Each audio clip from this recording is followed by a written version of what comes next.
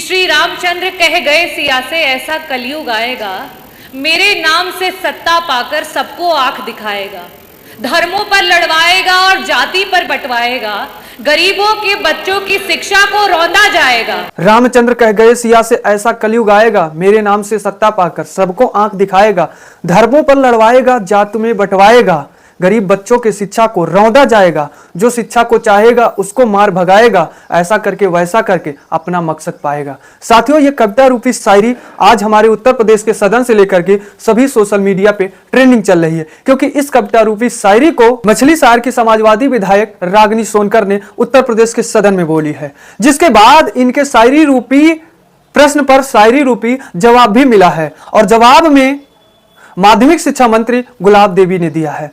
इन दोनों वीडियो को मैं आज अपने इस वीडियो में दिखाऊंगा, पॉइंट टू पॉइंट बताऊंगा कि किस तरह से प्रश्न किया गया और किस तरह से जवाब मिला है वर्तमान विधायक रागिनी सोनकर को। साथियों, वर्तमान विधायक मछली शहर की समाजवादी विधायक रागिनी सोनकर ने कहा कि हमारे प्रदेश में इस समय बच्चों को विज्ञानी शिक्षा नहीं मिल रहा है, यानी कि साइंस की पढ़ाई बच्चे सही से नहीं कर पा रहे हैं। जिसके बाद शायरी पेश किया उन्होंने इस तरह से कविता रूपी, रामचंद्र कह गए सिया से ऐसा कलयुग आएगा, मेरे नाम से सत्ता पाकर सबको आंख दिखाएगा। उसके बाद रागिनी सोनकर ने कहा कि हमारे प्रदेश में विज्ञान की शिक्षा बच्चे नहीं पा रहे हैं, जो कि हमारा आर्टिकल 51AH कहता है कि अंधविश्वास से दूर रहना चाहिए, विज्ञानी शिक्षा को पढ़ना चाहिए, जिससे हमारा माइंड, हमारा सोच बढ़े। इस तरह से इस प्रकार की शिक्षा को हमें ग्रहण करना चाहिए, ना कि अंधविश्वास की तरह जो शिक्षा हो उसको ग्रहण करना चाहिए। जिसके बाद रागिनी सोनकर ने अपने मछली शहर के कई इंटर कॉलेज को उल्लेख कर दिया कि इस इंटर कॉलेज में विज्ञान की पढ़ाई नहीं होती है। यहीं तक नहीं, मछली शहर जौनपुर ही नहीं सीमित है, रागिनी सोनकर ने पूरे प्रदेश में 90% इंटर कॉलेजों में कहा कि विज्ञान की शिक्षा नहीं दी जा रही है, बच्चों को साइंस नहीं सिखाया जा रहा है, इसलिए हमारे प्रदेश से लेकर हमारे पूरे देश में विज्ञान पीछे होता जा रहा है। उससे पहले साथियों, आप रागिनी सोनकर का पूरा वीडियो देखिए सदन का। श्री रामचंद्र कह गए सिया से ऐसा कलयुग आएगा, मेरे नाम से सत्ता पाकर सबको आंख दिखाएगा, धर्मों पर लड़वाएगा और जाति पर बंटवाएगा, गरीबों के बच्चों की शिक्षा को रौंदा जाएगा।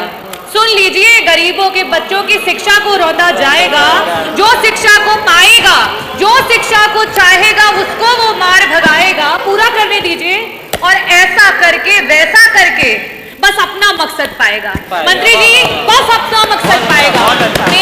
मेरा पहला जो प्रश्न है मंत्री जी आपसे ये है कि जो आर्टिकल 51AH कहता है, फंडामेंटल जो ड्यूटी है हम सभी की, भारतीय जो नागरिक हैं उनकी, कि हमें अंधविश्वास से दूर रहना चाहिए और साथ ही साथ हमें जो है विज्ञान और तर्क पे आधारित जो है सोच रखनी चाहिए। जब हमारे बच्चों के पास विज्ञान की शिक्षा ही नहीं रहेगी, और मैं ये कहना चाहूंगी कि आपका जो डेटा है, आपका जो उत्तर है वो इतना गलत है कि मैं मछली शहर के Khoyri inter college, Utrai inter college, Gohka inter college, Baderi inter college, Mogalpur inter college और ना जाने इतने इंटर कॉलेजेस, 90% उत्तर प्रदेश में इंटर कॉलेजेस हैं। आज किन्हीं ना किन्हीं कारणों की वजह से सरकार वहां पे जो है बच्चों को साइंस की पढ़ाई नहीं दे रही है। मेरा पहला प्रश्न आपसे ये है कि इन इंटर कॉलेजेस में क्या साइंस की शिक्षा को लागू किया जाएगा? 1982 से लेकर के जहां 22 लाख बच्चे होते थे जो 11-12 की पढ़ाई करते थे, आज वो 55 लाख हो चुके हैं, लेकिन आपके जो टीचर्स के पद हैं वो सृजन ही नहीं हो पाए हैं। श्री रामचंद्र जी को भी उनके महर्षि जो हैं वशिष्ठ मिले थे। हमारे बच्चों को शिक्षक क्यों नहीं दे पा रही है ये सरकार? रामराज की बात करती है। मेरा दूसरा बड़ा सटीक प्रश्न आपसे ये रहेगा कि 2017 से लेकर के अभी तक जितने भी हमारे प्रिंसिपल्स रिटायर हुए थे, इंटर कॉलेजेस में एक भी प्रिंसिपल नहीं पहुंच पाए। मंत्री जी, उनको पहुंचाने का काम करेंगी? विभिन्न जो हमारे क्षेत्र हैं उनके जो है टीचर्स नहीं अवेलेबल है, उनको पहुंचाने का काम करेगी? यहां तक कि इंटर कॉलेजेस में ग्रुप डी स्टाफ नहीं है, आउटसोर्सिंग पे नहीं है, परमानेंट तो दूर की बात है, क्या उनको वापस से देने का काम करेंगे? साथियों, वीडियो देख लिए होंगे, उम्मीद करता हूं समझ गए होंगे। साथियों, रागिनी सोनकर ने यह कहा कि आज हमारे प्रदेश में शिक्षकों का जो पद है उसका सृजन नहीं हो रहा है। हमारी सरकार श्री रामचंद्र का उदाहरण देती है, भगवान राम का हर बार उदाहरण देती है, लेकिन भगवान राम को भी शिक्षक के रूप में गुरु वशिष्ठ मिले थे। लेकिन आज यह स्थिति है कि हमारे प्रदेश के बच्चों को शिक्षक नहीं मिल रहे हैं उनको शिक्षा देने के लिए। कैसी सरकार है, एक तरफ भगवान राम की बात करती है, दूसरी तरफ हमारे प्रदेश के बच्चों के लिए शिक्षक सृजन नहीं कर रही है। हमारे प्रदेश में जितने भी इंटर कॉलेज के प्रिंसिपल रिटायर हुए हैं उनका पद अभी तक सृजन नहीं हुआ है, यानी कि रिकवरी नहीं हुआ है। उन पदों पर, खाली पदों पर अभी तक प्रिंसिपल की भर्ती तक नहीं हमारी प्रदेश सरकार दे पाई है। जिसके बाद साथियों, रागिनी सोनकर के इस प्रश्न, शायरी भरे प्रश्न पर जवाब देने के लिए सत्ताधारी पार्टी के तरफ से माध्यमिक शिक्षा मंत्री गुलाबो देवी ने शायरी के साथ शायरी पर ही जवाब दिया। जरा उनका वीडियो ये देखिए। जानकर भी अनजान बने ये और बात है, जानकर भी अनजान बने ये और बात है। ऐसा नहीं है कि इनको कुछ मालूम ना हो। और मैं ये भी बताना चाहती हूँ मान्यवर कि सूर्य की किरणें कितनी भी चमचमाएं, लेकिन समुद्र की लहरों को सुखा नहीं सकती।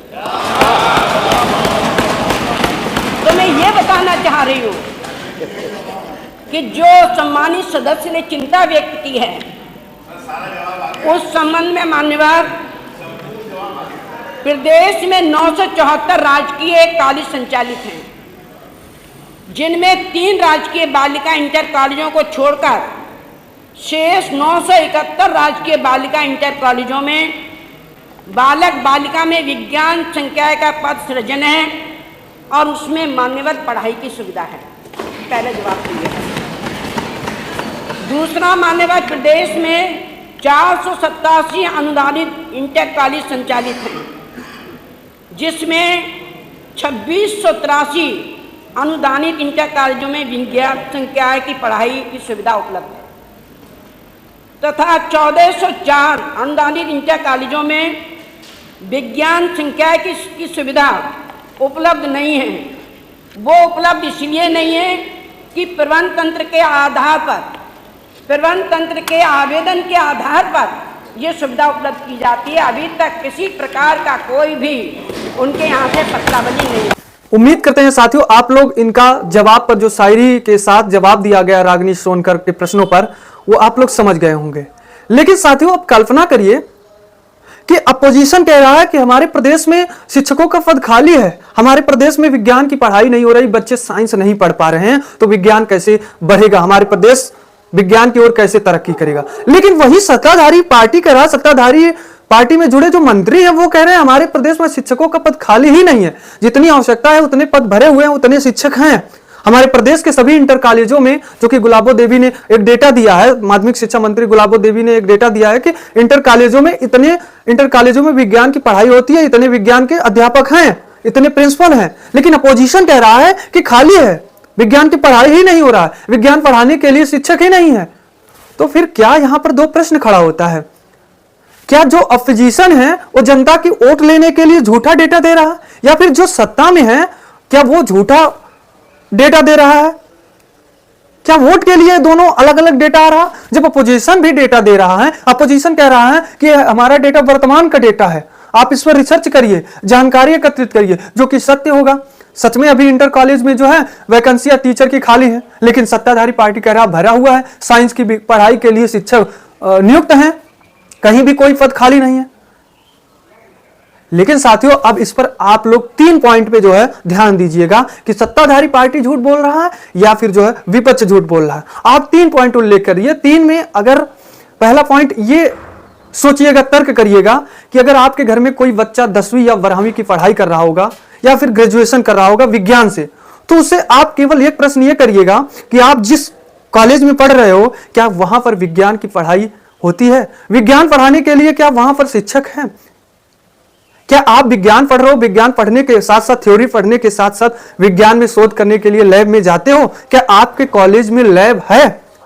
मानिए साथियों कि आपके इस प्रश्न का जवाब वहां मिल जाएगा। दूसरा प्रश्न यह करिएगा, अगर आपके घर में कोई बच्चा तैयारी कर रहा होगा, शिक्षक की तैयारी कर रहा होगा, तो उससे यह पूछिएगा कि बेटा अपने प्रदेश में कितना साल हो गया कि शिक्षक की भर्ती नहीं आई है? भर्ती आई है, विज्ञान के कितने शिक्षकों की पद के साथ सृजन हुआ है? क्या विज्ञान के शिक्षकों की भर्ती आई है? विज्ञान में क्या फिजिक्स के पद पर भर्ती हुई है, केमिस्ट्री के पद पर भर्ती हुई है, जूलॉजी के पद पर भर्ती हुई है, बॉटनी के पद पर भर्ती हुई है? क्या पिछले 2017 से लेकर के 2026 के बीच में क्या शिक्षक की भर्ती हुई है, विज्ञान के शिक्षकों की भर्ती हुई है? आप मानिए इस दूसरे प्रश्न का भी जवाब वहां पर आपको मिल जाएगा।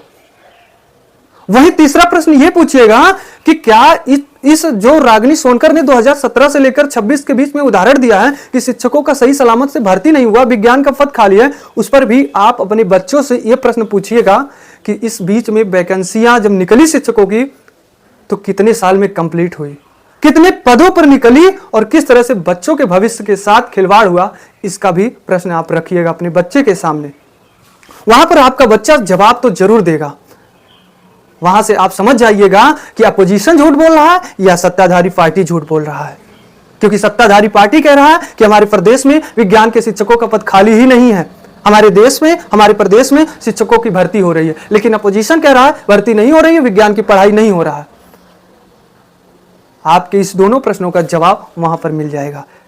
तो साथियों, इस पर मैं ज्यादा बहस नहीं करूंगा। हाँ, आपके ये तो माध्यमिक शिक्षा मंत्री थे, लेकिन बेसिक शिक्षा मंत्री संदीप सिंह ने भी बेसिक शिक्षा विभाग में किस प्रकार से टीचरों की भर्ती होगी, पद खाली है तो उसको भरी क्यों नहीं जा रही है, इस पर भी उन्होंने कल जवाब दिया है, एक डेटा दिया, उसको भी आप लोग जाकर के सुनिएगा। हमारे चैनल पे वीडियो पड़ा है, उसको भी देखिएगा। तो दीजिए ब्रिजेश गुप्ता को इजाजत, मिलते हैं एक नई मुलाकात नई वीडियो के साथ। धन्यवाद।